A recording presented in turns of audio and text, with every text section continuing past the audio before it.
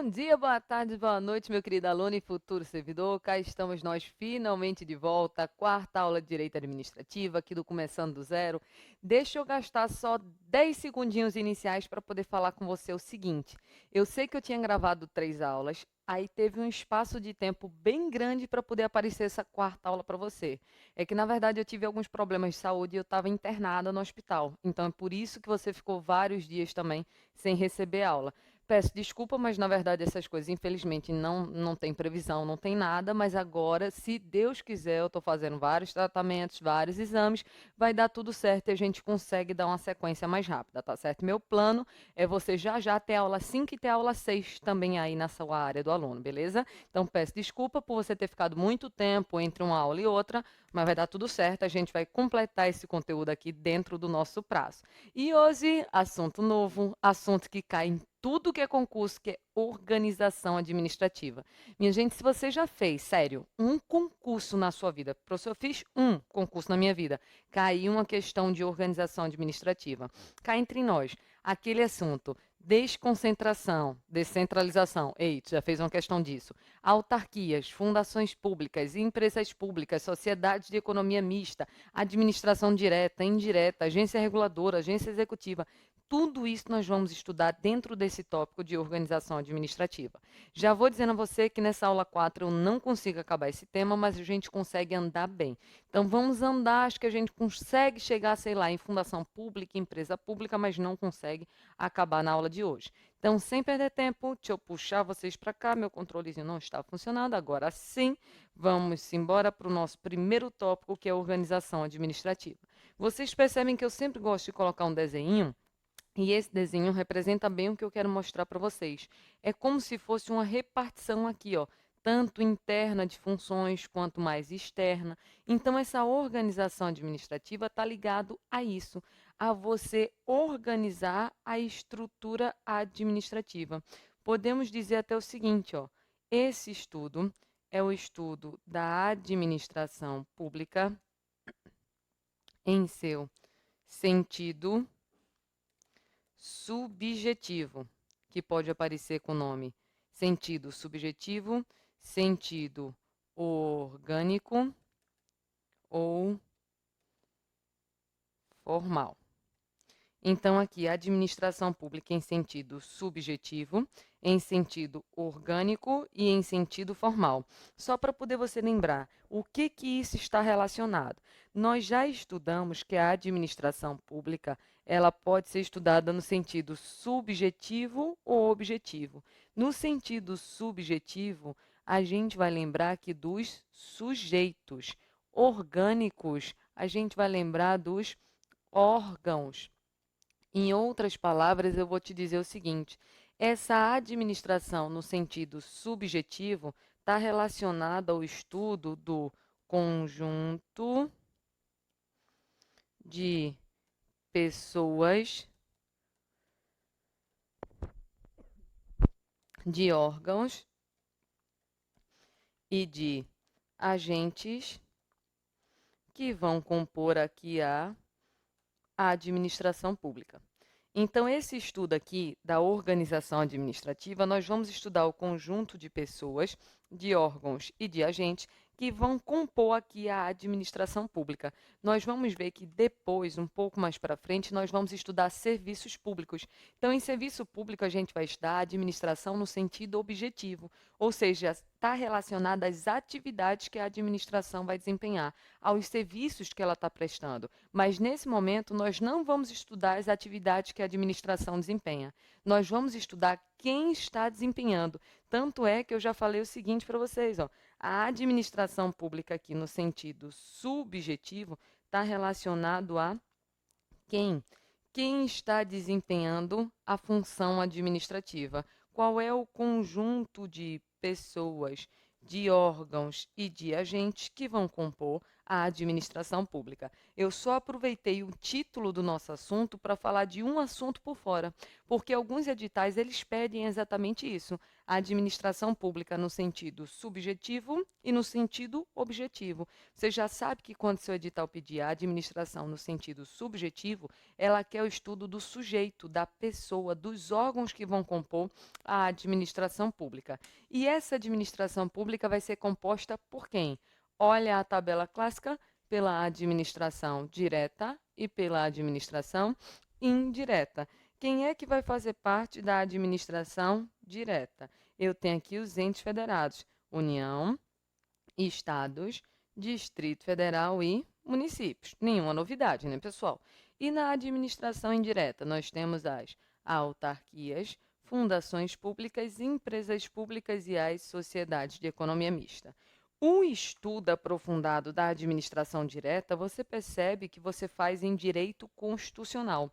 É lá em constitucional que você estuda aquela parte deliciosa que diz assim: é competência da União, é competência do Estado, é competência comum, é competência concorrente. Você não adora essa parte? Creia em Deus Pai. É nessa parte que você pensa assim, continua ou bota um currículo na Renner, né? Porque aquilo ali é chato de decorar, mas em direito constitucional, se Deus quiser, você consegue. Então, o estudo aprofundado dos entes federados, União, Estados, Distrito Federal e municípios é do direito constitucional. Aqui você tem que saber que essas pessoas vêm a fazer parte da administração direta, mas o aprofundamento é inconstitucional. Em administrativo, o que você vai aprofundar é isso daqui, ó.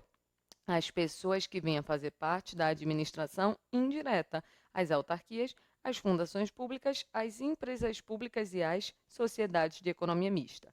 Mas antes de aprofundar estas pessoas daqui, eu quero analisar com vocês a seguinte diferença: a diferença do fenômeno da desconcentração para um fenômeno chamado de descentralização. Vamos começar aqui com o estudo da desconcentração. Vamos por partes. Aqui na desconcentração, nós temos uma única pessoa. Aí, essa pessoa daqui, ela reparte internamente as suas competências entre diversos órgãos, divisão essa que vai ser pautada na noção de hierarquia. Então, eu tenho uma pessoa e eu tenho vários órgãos. Já vou colocar algumas informações aqui, mas vou aprofundar. Quando eu falo em pessoa, a pessoa tem aquilo que você estuda no direito civil, chamado de personalidade. E o que é ter personalidade? É ter a possibilidade de vir a ser titular de direitos e de obrigações. Direitos e obrigações. Já quando eu tenho esse órgão daqui, ele aparece na sua prova dizendo que o órgão é um ente despersonalizado. Então, pensa comigo, se ele é despersonalizado, ele é sem personalidade, ele é sem direitos, ele é sem deveres. Aí, para poder você entender de uma maneira mais simples o que seria desconcentração, eu vou começar aqui com um exemplo que não é um exemplo jurídico, não é um exemplo de direito administrativo, mas você vai entender de uma maneira fácil. Pensa comigo. Nós temos aqui o nosso curso, temos aqui o SES, que você está assistindo essa aula. O SES é uma pessoa, sim ou não? É. Então, o SES aqui, ele é uma pessoa. Logicamente, é uma pessoa do tipo jurídica. E o que nós já vimos? Que a pessoa tem a tal da personalidade. Aí, olha como vai ficar fácil de você visualizar isso daqui. Dentro do curso, existem diversos setores que distribuem a função do curso. Tem o setor, por exemplo, do online, para realizar as postagens. Aí tem gente trabalhando aqui dentro. Tem o setor, por exemplo, do financeiro. Tem, por exemplo, aqui o setor da direção e assim por diante, tá certo? Só para poder falar um exemplo simples em relação aqui à desconcentração. Perceba que eu tenho uma pessoa, que é o curso. E dentro dessa pessoa existem vários setores. O setor do online, o setor do financeiro, o setor de direção. A minha questão é, esses setores daqui são uma pessoa diferente da pessoa do SES ou faz parte do SES? Estão percebendo?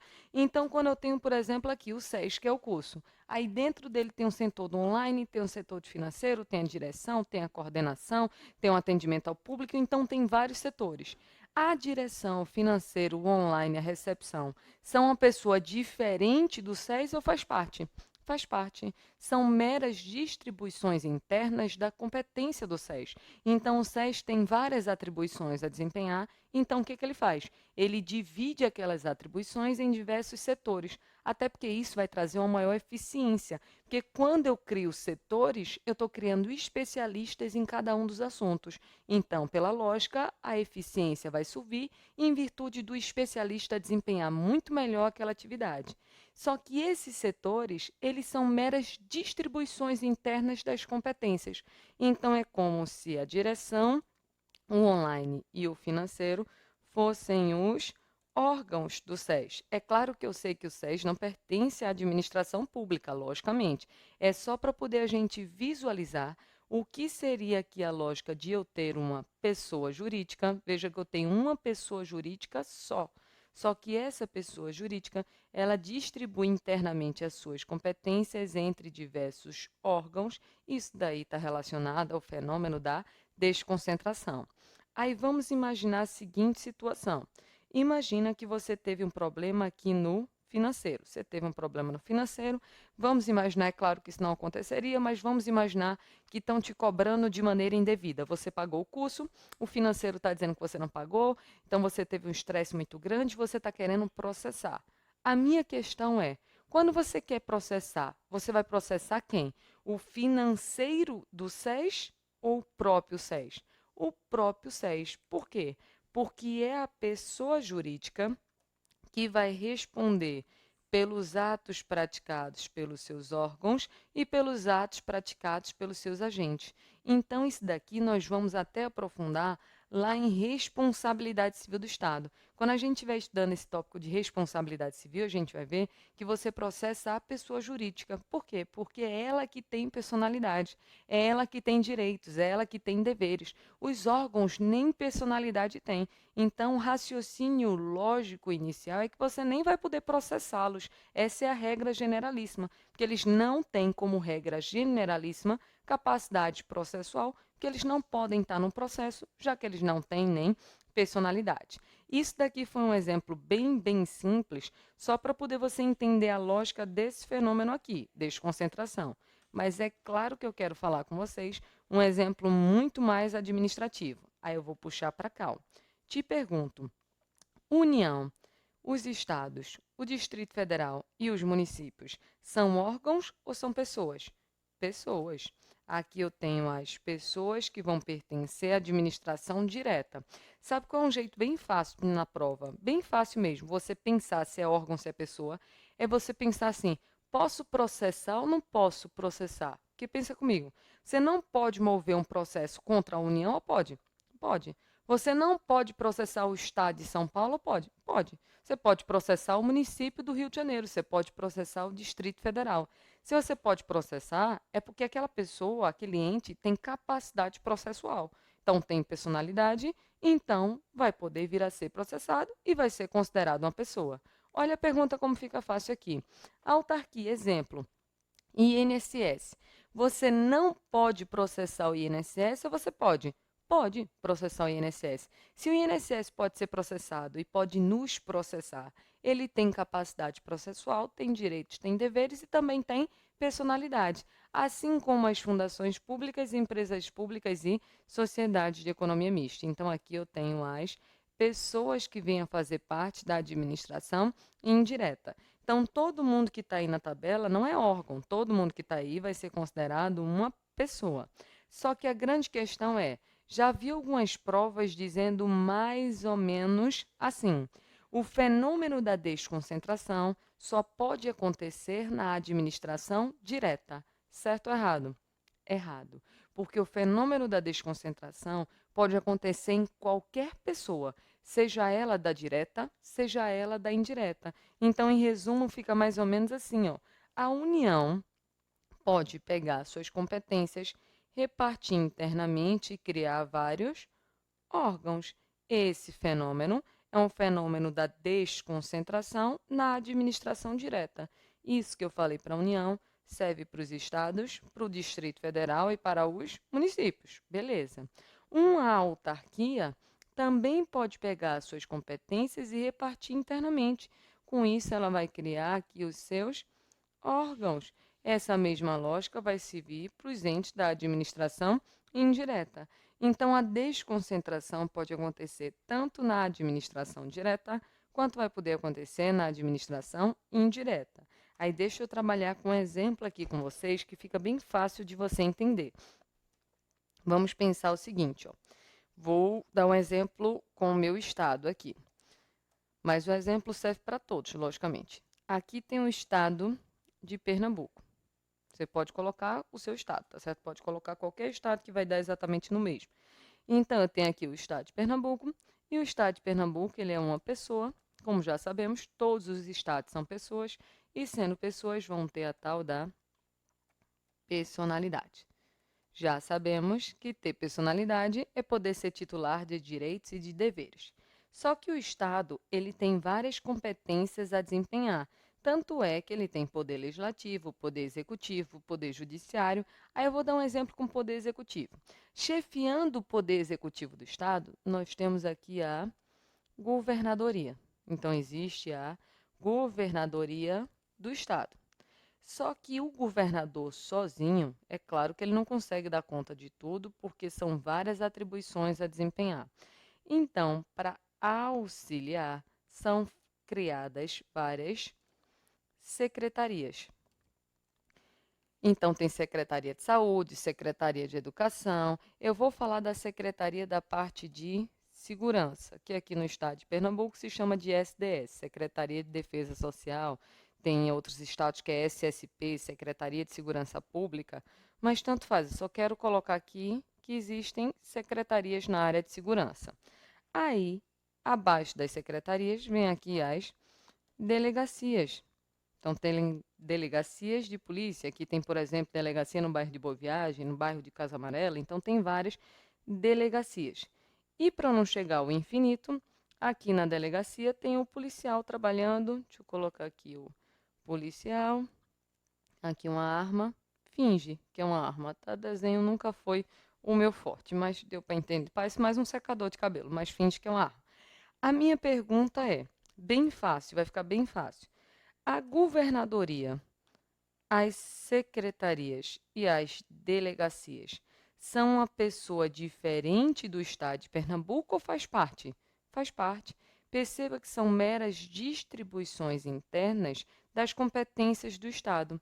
Então, aqui eu tenho vários órgãos. Eu tenho órgãos que pertencem à pessoa estado de Pernambuco. E aqui o policial, ele é um agente. Não estou falando agente de polícia, não, tá? Estou falando agente daquele que está agindo em nome do Estado. No caso aqui, um servidor. Aí imagina um exemplo extremamente simples disso daqui. Imagina que esse policial estava vendo determinado assalto, aí chegou na hora do assalto, pegou a pessoa que estava assaltando, botou no carro da polícia para levar para a delegacia. Até aí, tudo certo ou tudo errado? Até aí está tudo certo. A pessoa assaltou, entrou no carro da delegacia, vou levar para a delegacia. Só que aí no meio do caminho o policial desviou, foi para um matagal, pegou a arma e pô, matou, porque disse que bandido para ele não vai para a delegacia, vai para o inferno. Matou o bandido. Só que nisso uma pessoa estava filmando a ação. E a pessoa filmou a ação, jogou em grupo de WhatsApp, e aquilo já estava no YouTube. Quando viu, já estava aparecendo no Jornal Nacional, apareceu em Fantástico. A família da pessoa morta pode processar, sim ou não? Claro que pode, né? Logicamente que pode. A conduta foi um crime que foi cometido nesse caso pelo policial. Então, logicamente, ela pode processar. Só que ela vai processar quem? O policial? A família da vítima processa diretamente o policial? Não, porque o policial ele é um mero instrumento das ações do Estado. E nós estudamos aqui, ó, deixa eu até botar para vocês, há algumas aulas atrás, que existe o princípio da impessoalidade. Então, a lógica é, quando a gente está fazendo algo, na verdade, quem está fazendo algo é o Estado. Então, apesar de ter sido ele o autor da conduta, você não vai processar ele. Você vai processar, nesse caso, o Estado. Mas, professora, tudo bem que a família do povo morto lá vai processar o Estado, mas depois o Estado vai entrar com ação regressiva contra o policial, né? Vai. A gente vai aprofundar isso em responsabilidade civil do Estado. Por enquanto, eu só quero mostrar para vocês que quando um agente público causa um dano, o responsável por esse ato vai acabar sendo aqui, ó, o Estado, a pessoa jurídica, que é a pessoa jurídica que responde pelos atos dos seus agentes. Mas aí eu te pergunto, a família da pessoa morta, ela vai processar a delegacia, a secretaria, a governadoria? Não, porque aqui eu tenho órgãos e esses órgãos não têm nem sequer personalidade, não possuem direitos, não possuem deveres. Então, a família da pessoa que foi morta vai processar quem? O Estado de Pernambuco, porque é a pessoa jurídica que vai responder pelos atos praticados pelos seus órgãos e praticados pelos seus agentes. Veja que isso daqui já é uma amostra do que a gente vai estar lá no tópico referente à responsabilidade civil do Estado. Então, a pessoa responde pelos atos dos seus órgãos, a pessoa responde pelos atos dos seus agentes. Eu ainda volto nesse desenho. Eu só quero fazer um esquema para vocês, que é o seguinte aqui, ó. Eu vou ter o fenômeno da desconcentração. Fenômeno da desconcentração. Nesse fenômeno da desconcentração, eu queria que você lembrasse de um desenho, que fica muito fácil, até porque eu vou precisar disso daqui um pouco mais para frente. O que é a desconcentração? É quando eu tenho uma única pessoa, só que essa pessoa, ela distribui internamente as suas competências. Aqui, esse O é o de órgãos, tá certo? Distribui a sua competência entre diversos órgãos. Então, já vou te perguntar, esse fenômeno da desconcentração vai ser um fenômeno externo ou interno? Interno. Então, desconcentração é um fenômeno interno, onde eu tenho uma única pessoa, sendo repetitiva, que possui personalidade, e eu tenho aqui os órgãos, que são entes, como já falamos, despersonalizados. E perceba claramente o seguinte: se eu fiz o desenho de uma pirâmide, essa desconcentração daqui tem tudo a ver com um princípio, desculpa, com um poder que nós já estudamos. Qual é o poder que está relacionado a isso daqui? Perceba claramente que é o poder hierárquico, já que a desconcentração decorre de um fenômeno interno, tem tudo a ver com a noção de hierarquia. E aquilo que o órgão fizer vai ser atribuído à pessoa. O nome disso vai ser chamado de teoria do órgão, ou pode aparecer sendo chamado de teoria da imputação. Pode aparecer só o nome imputação, ou pode aparecer o nome imputação volitiva. Por parte que é muito simples, eles estão falando exatamente a mesma coisa. O que essa teoria do órgão diz? Diz que quando um agente, quando um órgão faz um ato, esse ato, na verdade, vai ser atribuído à pessoa jurídica a qual eles se encontram subordinados. Então, teoria do órgão é simples. É esse desenho daqui que a gente fez, ó.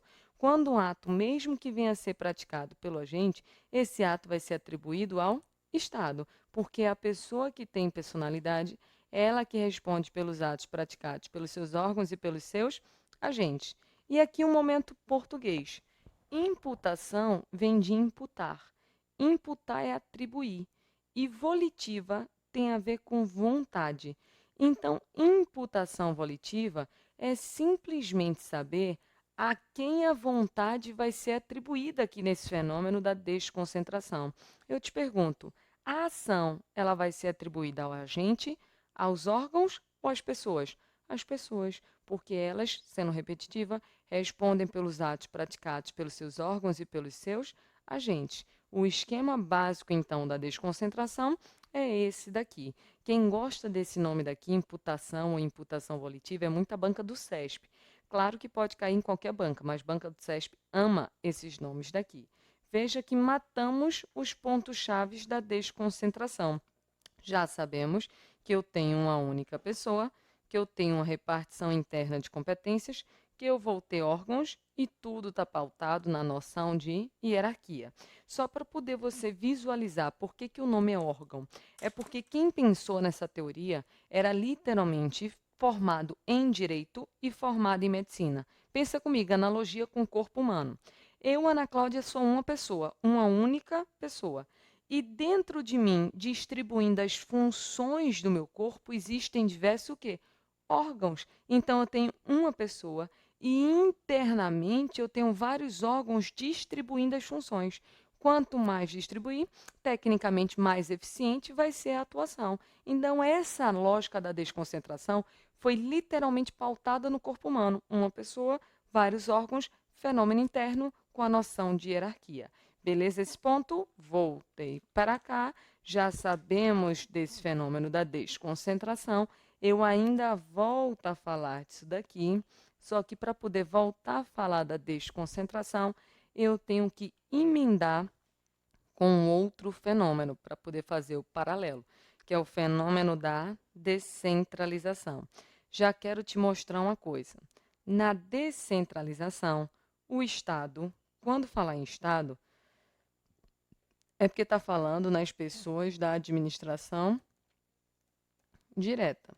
Estou falando aqui União, estados, Distrito Federal, municípios. Então, na descentralização, o Estado vai desempenhar suas atividades por meio de outras pessoas. Com isso, você já sente uma diferença. Olha a desconcentração. Na desconcentração, eu tenho uma única pessoa que reparte internamente as funções. Aqui eu tenho o Estado que passa funções para outra pessoa. Então, esse fenômeno da desconcentração é um fenômeno claramente externo, enquanto desconcentração é repartição interna de função, como nós vimos aqui, então é um fenômeno interno.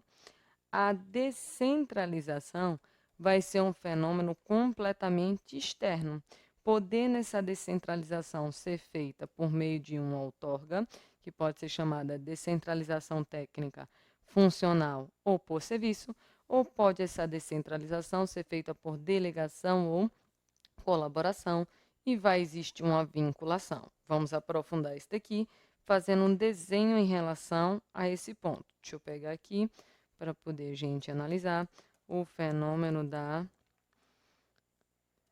descentralização. Vamos por parte para poder analisar isso daqui de uma maneira simples e tranquila. Na descentralização, o fenômeno vai ser mais ou menos assim. Ó. Eu vou ter uma pessoa passando uma atividade para outra pessoa.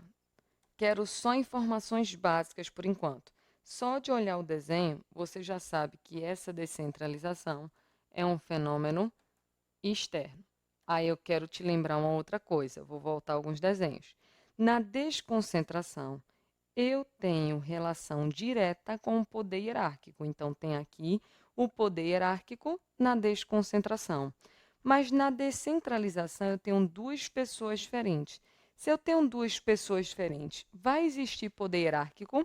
Não, porque já estudamos que o poder hierárquico é um poder interno. Necessariamente, ele ocorre para dentro da administração. Se na descentralização eu tenho uma relação externa, uma coisa é certa, não vai existir hierarquia entre pessoas diferentes, mas essas pessoas vão estar ligadas, como a gente vai ver, ou por uma lei ou por um contrato. E essa ligação aparece na sua prova sendo chamada de vinculação. Então, aqui na descentralização, as pessoas não estão hierarquizadas, mas elas estão vinculadas, elas estão ligadas.